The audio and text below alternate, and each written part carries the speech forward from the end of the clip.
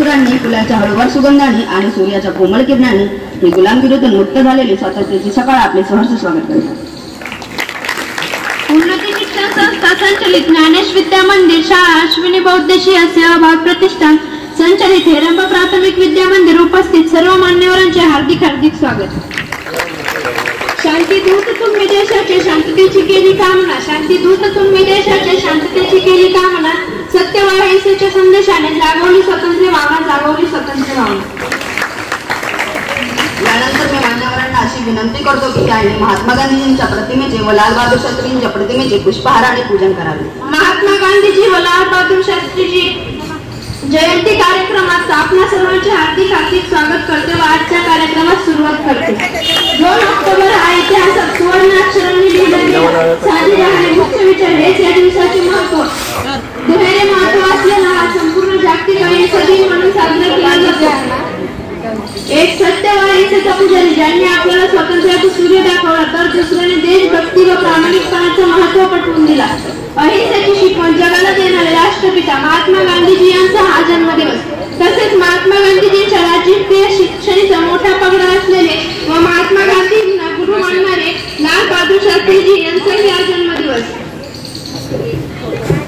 यानंतर मी मान्यवरांना अशी विनंती करते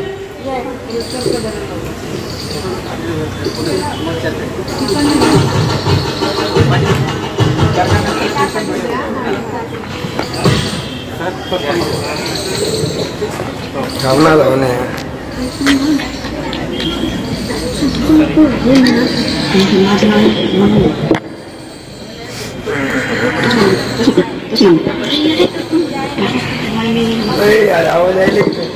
यानंतर मी मान्यवरांना अशी विनंती करते की त्यांनी स्थानापन्न व्हावे.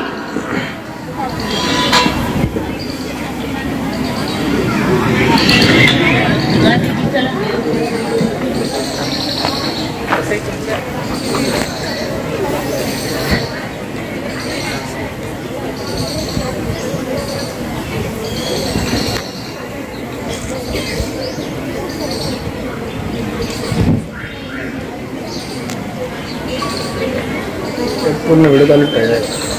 ते सर व्हिडिओ तयार करतात ना, लिखित की झालं सर. हां सर करतात ना बरोबर.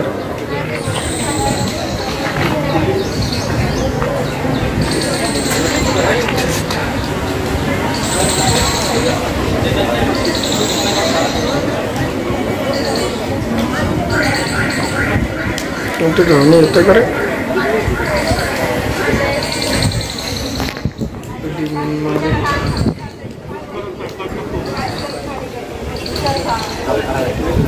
हो ना सर.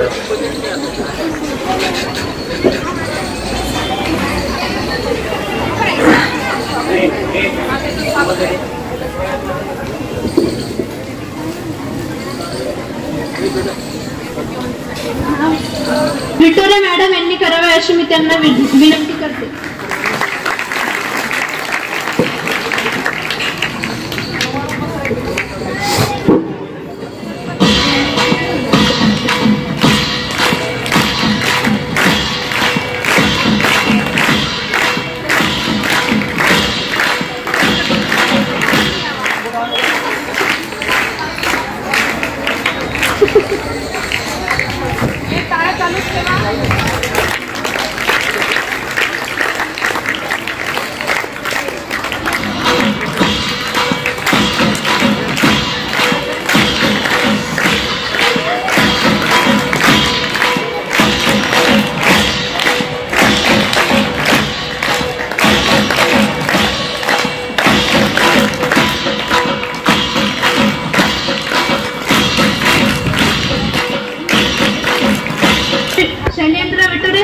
स्वीकारावे अशी मी त्यांना विनंती करते.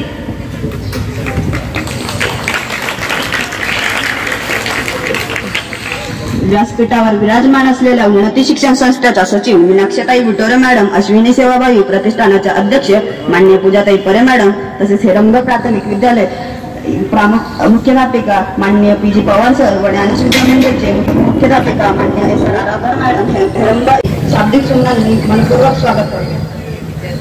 जीवन जगलं देशासाठी, देशच होता त्यांचा प्राण.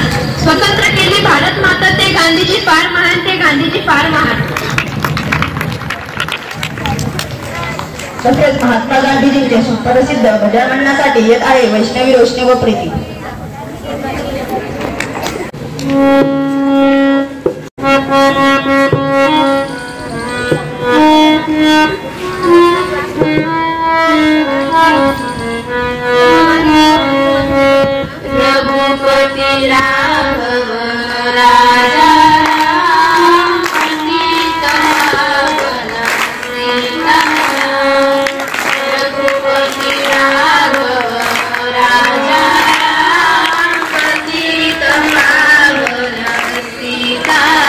विद्यार्थ्यांनी त्याच्या मागे म्हणायचं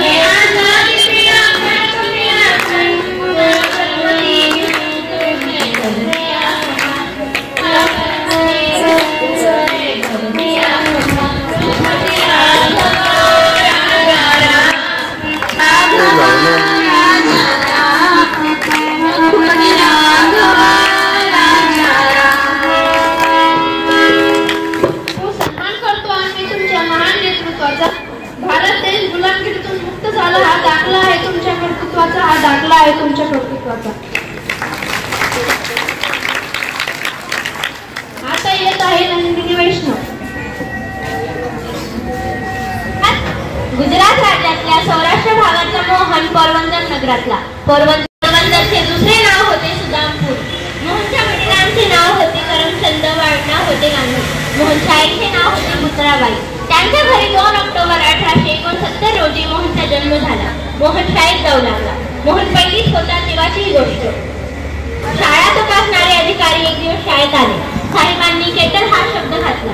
मोहनला त्याची स्पेलिंग येईना. मोहनचे स्पेलिंग चुकल्याचे शिक्षकांना जेव्हा कळाले तेव्हा शिक्षकांनी त्याला इशारा करून सांगितले की पुढच्या मुलाशी बघून घे. शिक्षक असे सांगतील असे मोहनला कधी वाटलेच नव्हते. पुढल्या वर्गात फक्त मोहनचे एकट्याचे स्पेलिंग चुकले होते, कारण त्याने कॉपी करायचे टाळले. मोहन हा इतर विद्यार्थ्यांसारखा दिसला असला तरी तो फार प्रामाणिक व कष्टाळू विद्यार्थी होता. तो मन लावून अभ्यास करायचा. वेळोच्या वेळी गृहपाठ पूर्ण ठेवायचा. तो स्वभावाने लाजाळू होता. बाहेर कितीही लाजाळू असला तरी घरी आईला प्रश्न विचारून तो भंडावून सोडायचा. कधी कधी त्याच्या प्रश्नांमुळे आईची पंचायतही व्हायची. एक दिवस अस्पृश्य समजल्या जाणाऱ्या मुलाची त्याने प्रेमाने पाठ थुपटली. त्याला खूप बरे वाटले. आपण माणुसकीने, न्यायाने, प्रेमाने वागलो, आपली पापातून सुटका झाली असे तो मनातल्या मनात म्हणाला. विद्यार्थी दशेतच सत्य, प्रेम, न्यायनिष्ठा, सर्वांची प्रेमाने वागणे, माणुसकीने वागणे, कष्ट करणे हे गुण मोहनने आपलेसे केले. आपल्या जीवनाचा खंबीर पाया त्याने बालपणातच उभारला होता. धन्यवाद. आजादी का विश्वास का. यानंतर येत आहे लकी पांडे.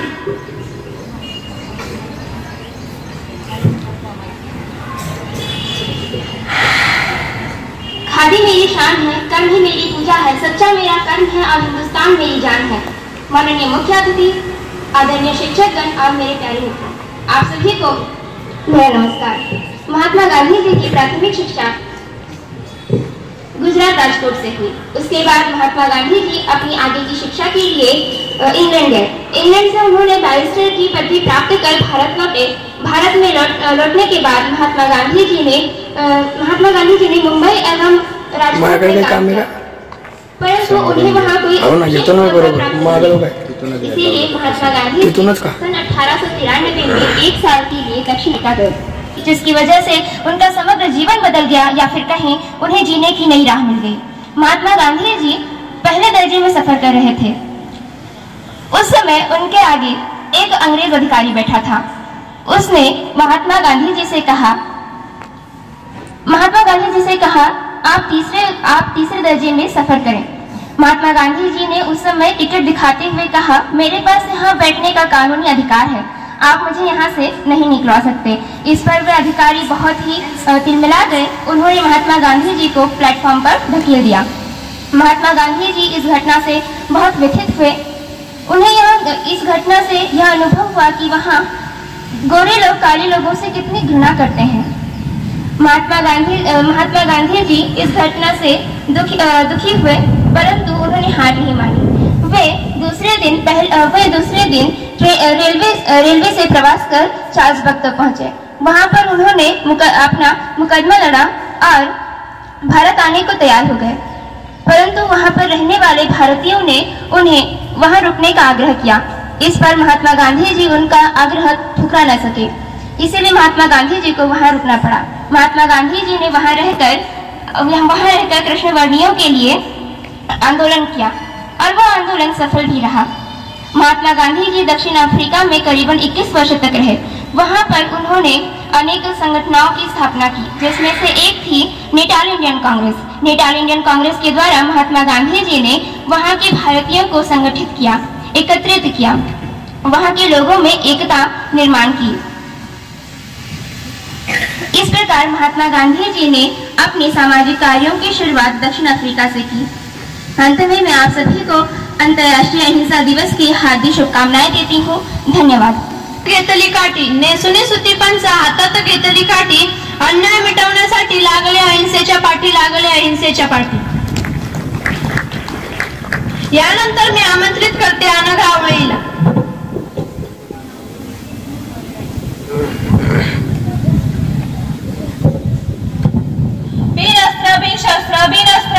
बिनशस्त्र जो व्यक्ती लढला तो म्हणजे महात्मा गांधी, तो म्हणजे महात्मा गांधी। अशा महात्म्याला माझा कोटी कोटी प्रणाम, कोटी कोटी प्रणाम। महात्मा गांधी यांचा जन्म 2 ऑक्टोबर 1869 रोजी गुजरात मधील किनारपट्टीवर वसलेल्या पोरबंदर या शहरात झाला। त्यांच्या वडिलांचे नाव करमचंद आणि आईचे नाव पुतळाबाई। त्यांचे मध्यम शालेय शिक्षण पोरबंदर येथे पूर्ण झाले। नंतर त्यांनी 1887 मध्ये बॉम्बे युनिव्हर्सिटी मधून मॅट्रिक केली। मग त्यांनी भावनगरातील श्यामलदास महाविद्यालयात प्रवेश घेतला, पण तब्येत बिघडल्यामुळे ते घर सोडले नाही व पोरबंदरला वापस परत गेले। 1888 मध्ये त्यांनी घरच्यांच्या सांगण्यावरून इंग्लंडला बॅरिस्टरचा अभ्यास करण्यासाठी गेले। सुमारे 4 वर्षानंतर ते बॅरिस्टर ही पदवी घेऊन भारतात आले। बॅरिस्टर ही पदवी घेण्यासाठी त्यांनी इनर टेम्पल या गावी राहून भारतीय कायदा आणि न्यायशास्त्र यांचा अभ्यास केला होता। या काळात त्यांच्या आईचे निधन झाले, पण या दुःखाच्या घटनेत त्यांनी धैर्य गमावले नाही व वकिली कामाला सुरुवात केली। वकिली क्षेत्रात त्यांना यश मिळू लागले, म्हणून आज आपण त्यांना बॅरिस्टर या नावाने सुद्धा ओळखतो। धन्यवाद। रोविला झेंडा स्वातंत्र्याचा, रोविला झेंडा स्वातंत्र्याचा। स्वदेशी प्रचारार्थ केला अंगीकार खादीचा, स्वदेशी प्रचारार्थ केला अंगीकार खादीचा। कलियुगी हवा पुन्हा जन्म महात्मा गांधींचा, पुन्हा जन्म महात्मा गांधींचा। एक सुंदर असं महात्मा गांधीजींच्या विषयी छोटस नाट्य घेऊन येत आहे हेरंब प्राथमिक विद्या मंदिरचे चिमुकले। स्वच्छ भारत हमारा सपना है। स्वच्छ भारत के निर्माण में हर एक को जागरूक होना बहुत जरूरी है। इस उद्देश्य को ध्यान में रखकर आज हमारी पाठशाला में एक नाटक प्रस्तुत करने जा रहे हैं हमारे छात्रगण। स्वच्छता पर सब में जागृति लाना हमारा मूल उद्देश्य है।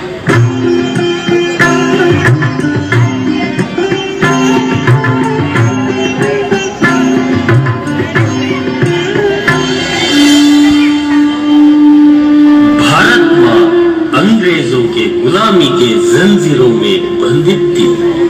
भारत माँ की इस पीड़ा को महात्मा गांधी जी जैसे महापुरुषों ने अपने कठिन परिश्रम से दूर किया। नमस्ते भारत माँ, मुझसे आप क्या चाहते हो माँ? बेटा, मुझे इस बंधन से छुड़ाओ बेटा, मुक्त करो बेटा। जरूर माँ, जरूर। है मेरे भारतवासियों, जागो, जगाओ, देश के खातिर एक हो जाओ। हम सब मिलकर भारत माँ को गुलामी के जंजीरों से मुक्त करें।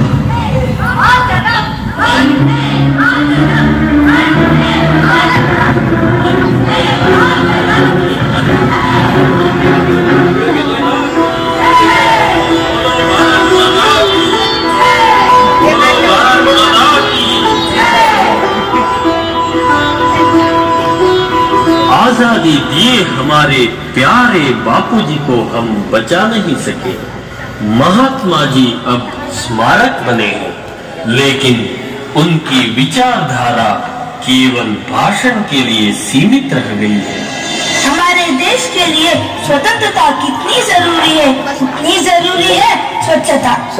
हमारे देश की नदियाँ, तालाब, घर बाहर सब कुछ स्वच्छ होना बहुत जरूरी है। आओ हम सब मिलकर गंदगी दूर करें, देश को स्वच्छ बनाए। सफाई ही सफलता का मंत्र है। रघुपति राघव राजा राम, पतित पावन सीताराम।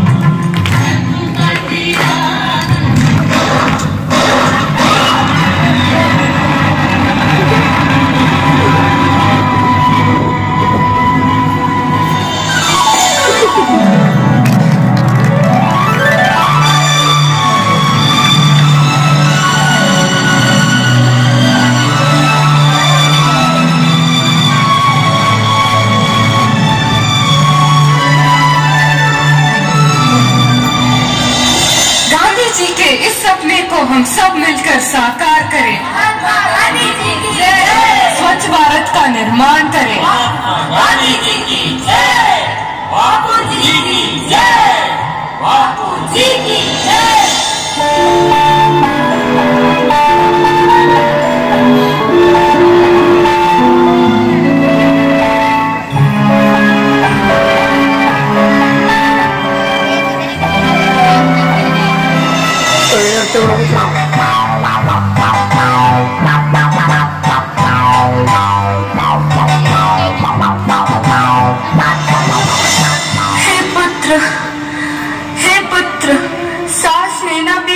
बन गया है, मुझे इस गंदगी से मुक्त करो बेटा, मुक्त करो।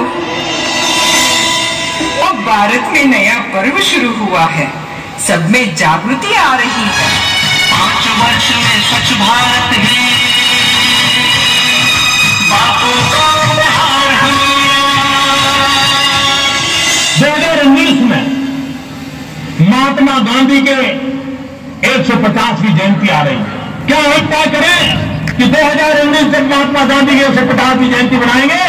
हमारा गांव, हमारा शहर, हमारा गली, हमारा मोहल्ला, हमारी स्कूल, हमारे मंदिर, हमारे अस्पताल, सभी क्षेत्र गंदगी का नाम और निशान नहीं बढ़ने देंगे। स्वच्छ भारत का इरादा कर लिया अपने देश से अपने माना।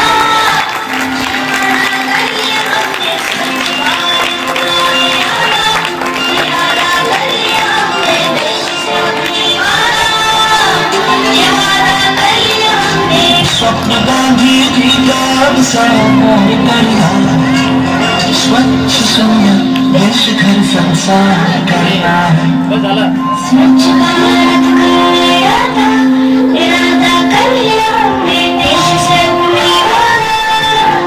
इरादा कर लिया हमने स्वच्छ भारत का इरादा कर लिया हमने देश से अपने माना। इरादा कर लिया हमने। केवल एक बार सफाई करने से जिम्मेदारी पूर्ण नहीं हो जाती, भविष्य में गंदगी न फैलाने की ओर ध्यान रखना अत्यंत आवश्यक है।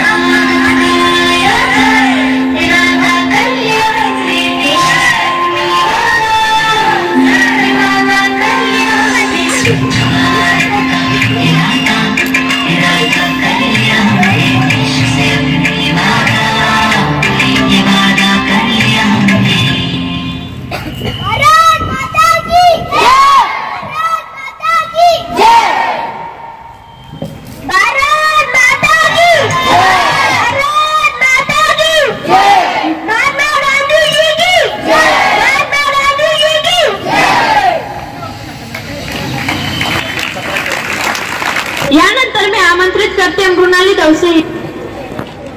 महात्मा गांधी यांचे पूर्ण नाव होते मोहनदास करमचंद गांधी। त्यांचा जन्म 2 ऑक्टोबर 1869 साली पोरबंदर येथे झाला। सत्य, अहिंसा यावर प्रेम करणारे महात्मा गांधी जगप्रसिद्ध आहेत।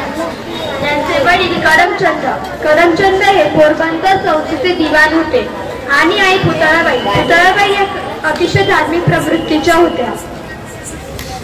लहानपणी महात्मा गांधीजींना काही वाईट मुलांची संगत लागली, परंतु अल्पवयातच त्यांच्या वागण्याचा पश्चाताप झाला। वडिलांनी आणलेले पितृभक्तीचे नाटक त्यांनी एकाग्रतेने वाचले आणि राजा हरिश्चंद्र यांचे नाटक पाहिले। हरिश्चंद्र यांच्या सत्य पाळण्याचा त्यांच्या मनावरती फार परिणाम झाला. हरिश्चंद्रासारखे आपणही सत्यवादी व्हावे असे त्यांना वाटू लागले. बालपणी महात्मा गांधीजींना भूताची भीती वाटत असे. त्यावेळी आईने त्यांना रामनामाचा जप करण्यास सांगितले. पुढील जीवनात त्यांना त्याचा खूप उपयोग झाला.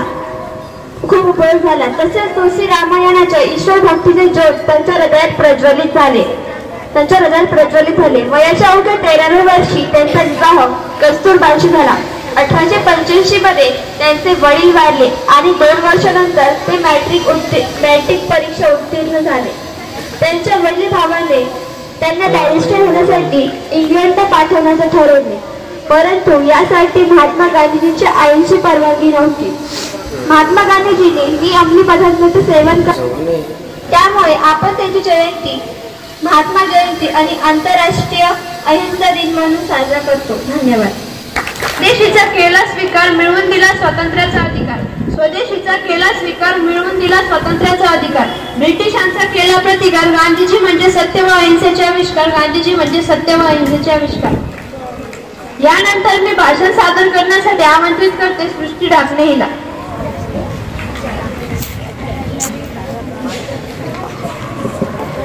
जीवन जगले देशासाठी, देशच होता त्यांचा प्राण. जीवन जगले देशासाठी, देशच होता त्यांचा प्राण. अभिमान वाटतो मला, गांधीजी फार महान, गांधीजी फार महान. स्वातंत्र्याच्या आनंदावर धर्मधर्पेचे गुंजून पडले होते. देशाची दारिद्र्य, कंगाली व बेरोजगारी हे प्रश्न बाजूलाच पडले. नुसत्याच गोष्टींचाच बोलबाला होत होता. देशाची पूर्व रचना करण्याकडे फारसे कोणाचे लक्ष नव्हते. गांधीजींच्या एका काळीचे निकटवर्ती सत्ता सांभाळण्याकडे गुंतून पडले होते. स्वातंत्र्य मोठमोठ्या शहरातच अडकून पडले होते. खऱ्या भारतीयांना स्वातंत्र्याची ऊब आणि प्रकाश देखील पोहोचला नव्हता. स्वातंत्र्य मोठमोठ्या शहरातच अडकले व त्यांच्या प्रमाणात व ते गुंतून पडले होते.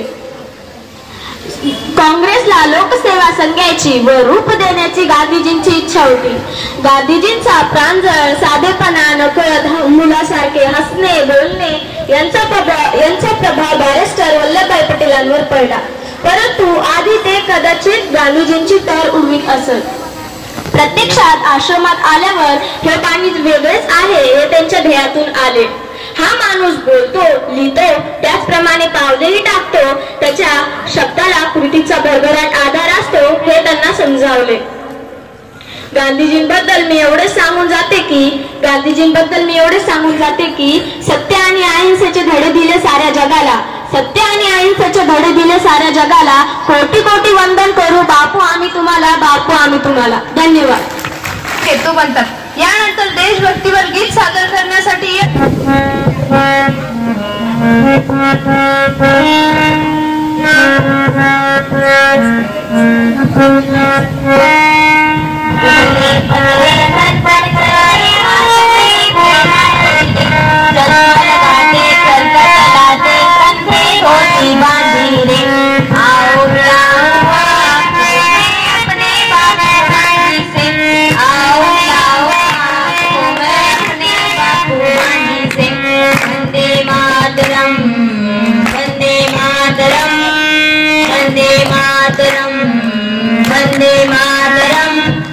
बंदी पड़ी भारत माँ गुलामी के बंधनों से, कई घरों से फिर बापू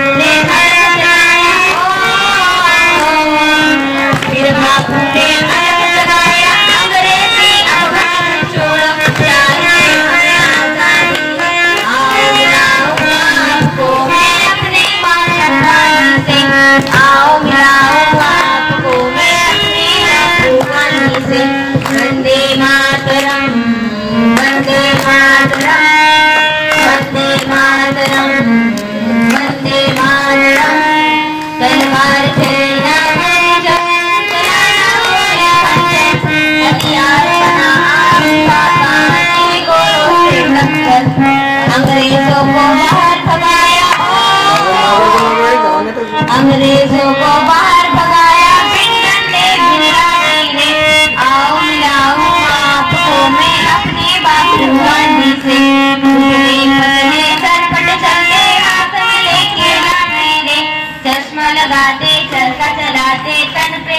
हाती बांधी रे वंदे मातरम वंदे मातरम वंदे मातरम वंदे मातरम। धन्यवाद। कष्टकरी कृषी मुलांसाठी मोलाचा मंत्र दिला ज्यांनी जय जवान जय किसान ते होते लाल बहादूर शास्त्री। मूर्ती लहानपण कीर्तिमान मूर्ती लहानपण कीर्तिमान। यानंतर भारताचे दुसरे पंतप्रधान लाल बहादूर शास्त्रीजी यांच्याविषयी विचार व्यक्त करण्यासाठी येत आहे साक्षी।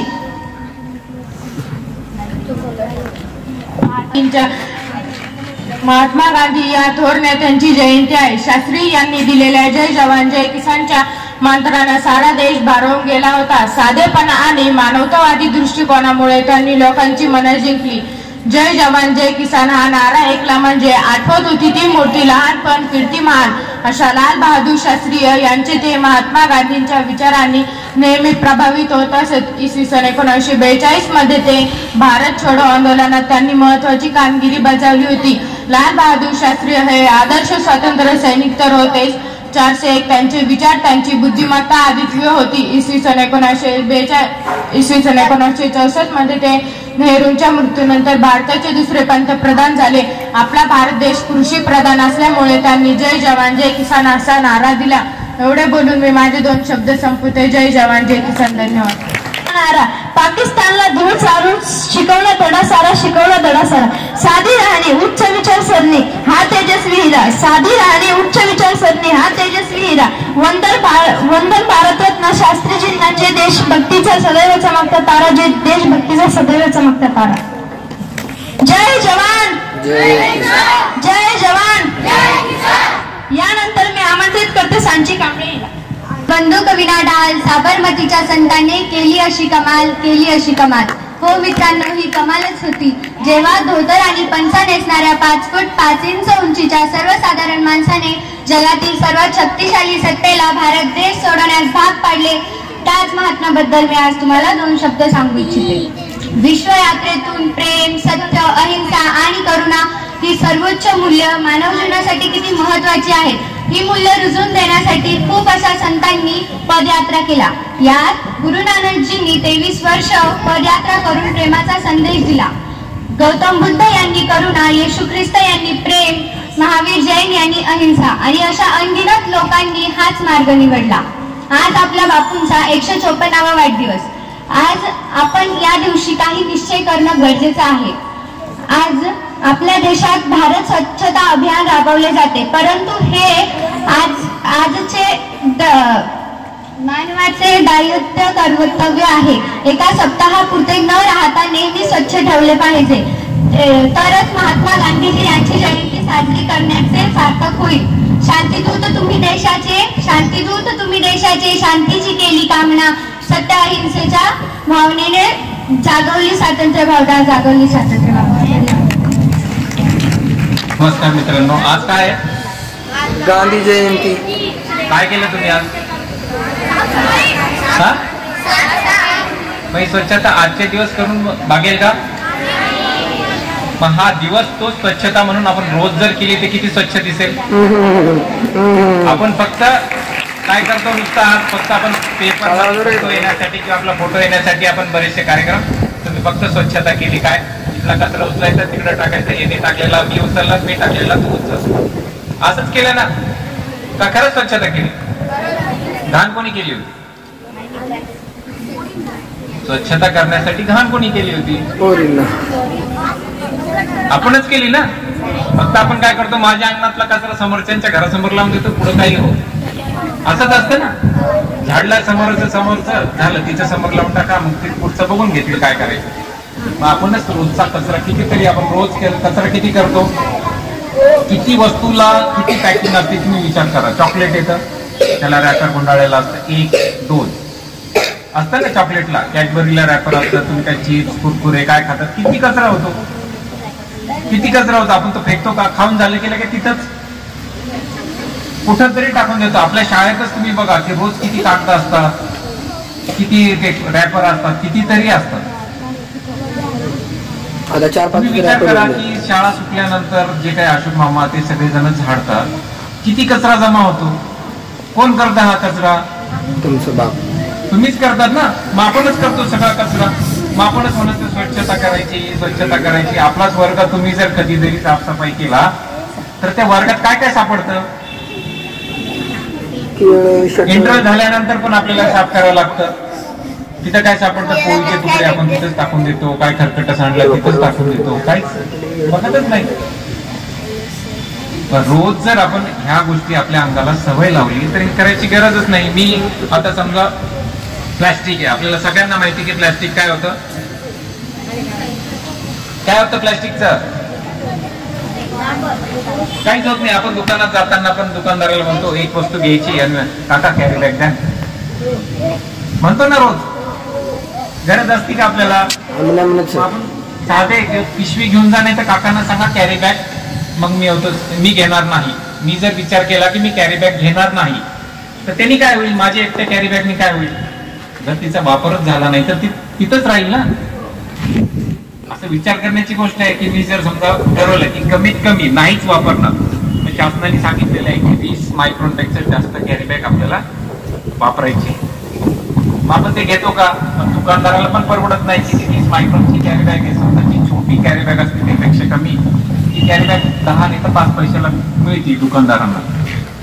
पण जनरली ते काय करतात, लपून घे नाहीये म्हणतात आणि कुठून काढतात, खालून कुठून तरी काढून तुम्हाला एक देऊन टाकतात, तुम्ही जर खूपच हट्ट केला तर.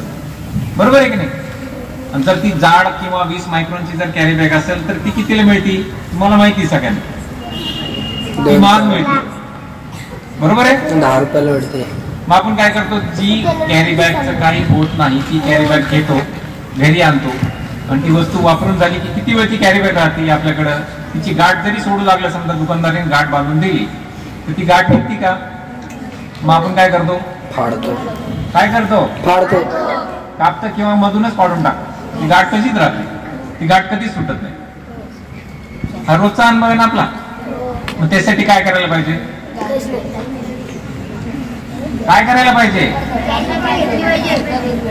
मग त्याला काय पर्याय आहे. आणि पर्याय आपल्याला शोधावा लागेल ना की या गोष्टीला आता हे वापर करायचं नाही, की मी माझ्या पर्यावरणाचा त्रास होऊ नाही म्हणून मी प्रयत्न करणार आहे. मी एकट्याने प्रयत्न केला तरी थोडासा प्रयत्न होईल. आता गांधीजी कुठून शिकले बरं हे सगळ्या गोष्टी. गांधीजी काय करत होते, अहिंसा आणि सत्याग्रह करत होते. काय करत होते, सत्याग्रह करत होते. म्हणजे काय करत होते, अन्नाचा त्याग करत होते. अन्नाचा त्याग करणं म्हणजे काय, उपवास करत होते. मग उपवास करण्याची शक्ती कुठून आली.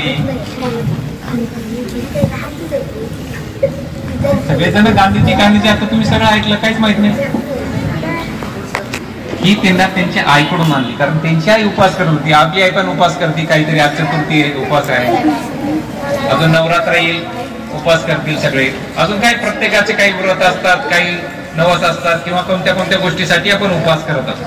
नाही कशासाठी असतो उपवास, नाही कुठून तरी इच्छाशक्ती होती आणि त्यानंतर आपल्याला मिळत असतं. गांधीजी किती प्रसिद्ध होते. गांधीजी एका ठिकाणी थांबत होते का. गांधीजींना जर पत्र पाठवायचं असेल, एक मिनिट तुमचं थांबू द्यायचं काय वेळ आहे त्याला आणि सगळ्यांना मिळणार आहे. काही तुम्हाला त्याचं खूप कौतुक नाही, रोज खातो आम्ही. आता बघा त्याचे कचरा होईल, आपण कुठं टाकणार,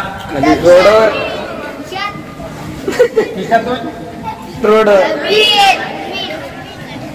रोज घंटा गाडी येते ना आपल्या घराजवळ, तरी कचरा किती होतो घंटावर.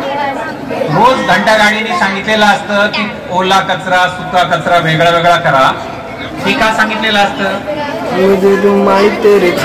का सांगितलेलं असतं, कारण जे कचरा जमा करायला येतात, घंटा गाडी येते, त्यांना वेगळा त्रास होऊ नये म्हणून. कारण जर समजा आपण त्याच ओल्या कचऱ्यामध्ये काच टाकली तर काच ही काय असते, आरपार दिसतं त्याच्यातून. पण जर समजा ती पाण्यात किंवा ओल्या कचऱ्यात पडली तर दिसते का आपल्याला. मग त्यांना काढताना त्रास होऊ शकतो, कचरा वेगळा वेगळा करायला त्रास होऊ शकतो. म्हणून ती काच आपण वेगळी टाकायची असते, की काचेमुळे कोणाला त्रास होऊ नये. ओला कचरा आपल्यालाच वास येतो. समजा आपल्या घरी जर अन्न रोज रोज आपण ऐकतो की कचरा करू नये, ती घंटा गाडी येते, ती घंटा गाडीत काय गाणं असतं, घंटा गाडी आली रे.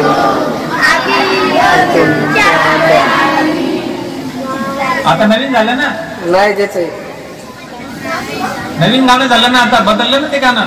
नाही तेच आहे. एकदा परत ऐका, त्याच्यात काय रोज संदेश देते ती गाडी.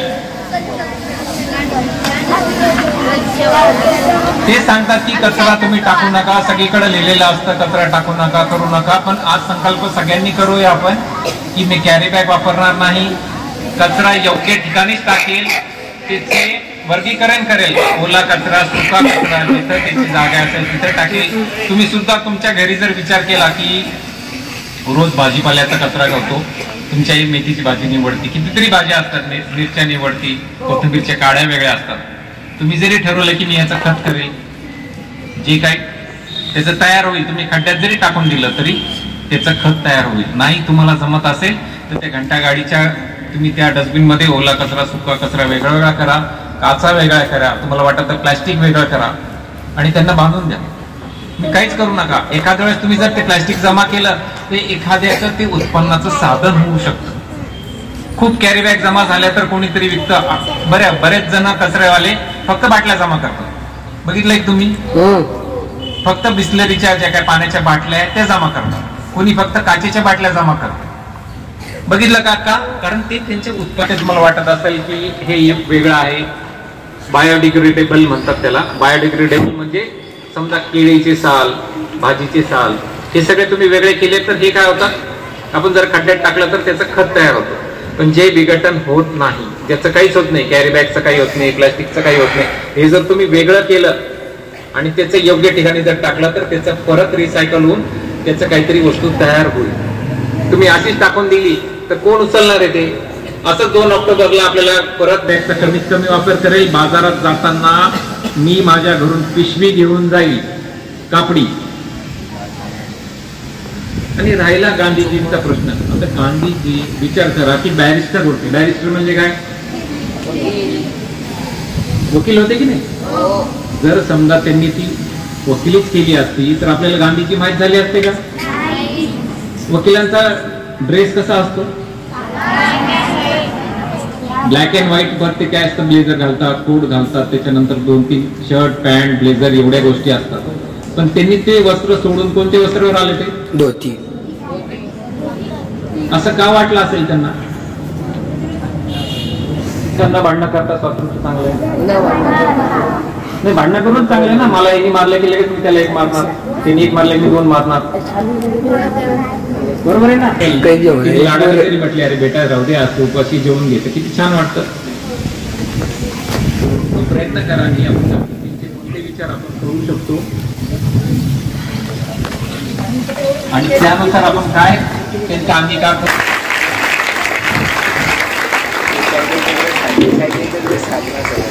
बोललो तर ना, देऊन गेला, एक महात्मा होऊन गेला, आयुष्य आपले देऊन गेला, स्वतंत्रतेच्या वेशीवरती बलिदान प्राणाचे देऊन गेला, स्वतंत्रतेच्या वेशीवरती बलिदान प्राणाचे देऊन गेला. आक्रंद देते ती भारत माता, सुपुत्र माझा हरवून गेला. आक्रंद देते ती भारत माता, सुपुत्र माझा हरवून गेला.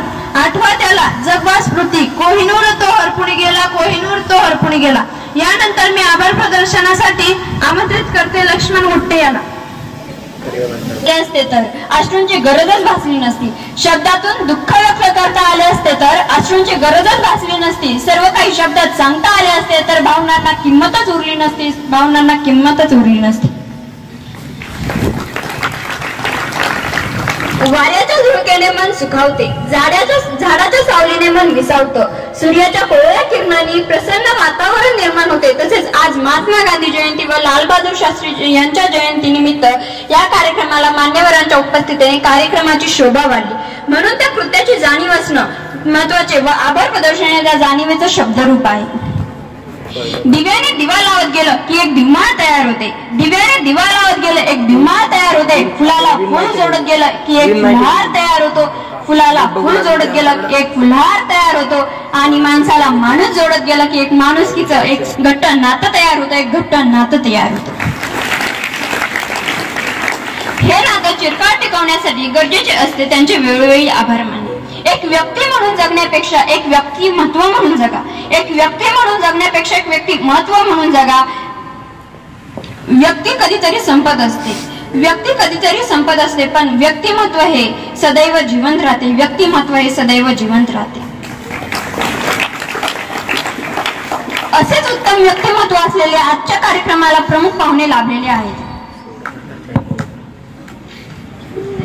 आजच्या कार्यक्रमाचे अध्यक्ष श्री माननीय शैलेंद्र विठुरे सर तसेच सचिव माननीय मीनाक्षीताई विठुरे मॅडम यांचेही मी खूप खूप आभार मानतो. तसेच अश्विनी सेवक राष्ट्रपिता महात्मा गांधीजींचा मोहनदास ते महात्मा हा प्रवास ज्या विद्यार्थ्यांनी शब्दरूपाने व्यक्त केला त्यांचेही खूप खूप आभार व सर्व विद्यार्थ्यांनी शांत बसून कार्यक्रम ऐकला त्यांचे पण खूप खूप आभार. नेतृत्व कुशल व सक्षम असेल होते आणि सुखावते. चांगल्या माणसांच्या सानिध्याने जीवन आनंदित होते आणि नाते घट्ट होते. म्हणून तुमच्यासारखी चांगली माणसे भेटणे म्हणजेच भाग्यच असते. पूर्णविराम म्हणजे शेवट नाही, कारण आपण त्यानंतर नवीन वाक्य लिहू शकतो. पूर्णविराम म्हणजे शेवट नाही, आपण त्यानंतर नवीन वाक्य लिहू शकतो. त्याचप्रमाणे आभार प्रदर्शन म्हणजे शेवट नाही, तर ती नव्या आयुष्याची ती नवी सुरुवात असते. नवी सुरुवात असते. यानंतर मी अध्यक्षांच्या परवानगीने कार्यक्रम संपला असे जाहीर करतो व कार्यक्रमाची सांगता राष्ट्रगीताने होईल.